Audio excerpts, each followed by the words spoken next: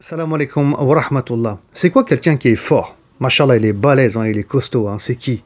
Hein, c'est pas celui qui crie fort, qui a toujours raison, celui qui écrase et humilie les autres. Pas du tout. Le prophète sallallahu alayhi wa sallam nous dit, dans un hadith rapporté par Bukhari et Muslim, l'homme fort n'est pas celui qui excelle en matière de lutte, mais c'est celui qui se maîtrise sous l'emprise de la colère. Et oui, c'est lui l'homme qui est fort. Genre quand il est énervé, on l'a fâché, on l'a calomnié, on l'a insulté, il maîtrise sa colère, masha'Allah. Hein. Il arrive à se gérer en fait et à gérer son nafs, il arrive à se contrôler. Et vous savez, Allah subhanahu wa ta'ala, il dit même que ce sont des gens qui sont pieux et qui sont des croyants, des vrais croyants. Allah il dit dans le verset 134 de la sourate 3, lorsqu'il parle des vrais croyants, il dit c'est aussi ceux qui maîtrisent leur colère.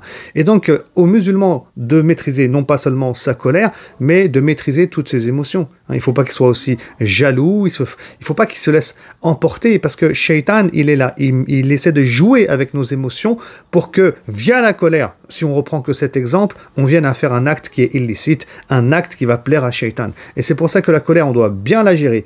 Et si on est en colère, le prophète sallam lui-même se mettait en colère parfois quand les limites du sacré étaient dépassées, alors jamais on fait un acte suite à sa colère qui va déplaire à Allah. C'est-à-dire que l'acte qu'on fait doit rentrer dans le cadre de la satisfaction d'Allah subhanahu wa ta'ala.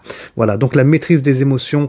Celui qui maîtrise son nafs en réalité, il maîtrise le monde tout entier. Hein, et il saura toujours prendre les bonnes décisions au bon moment. Wassalamu alaikum wa rahmatullahi wa barakatuh.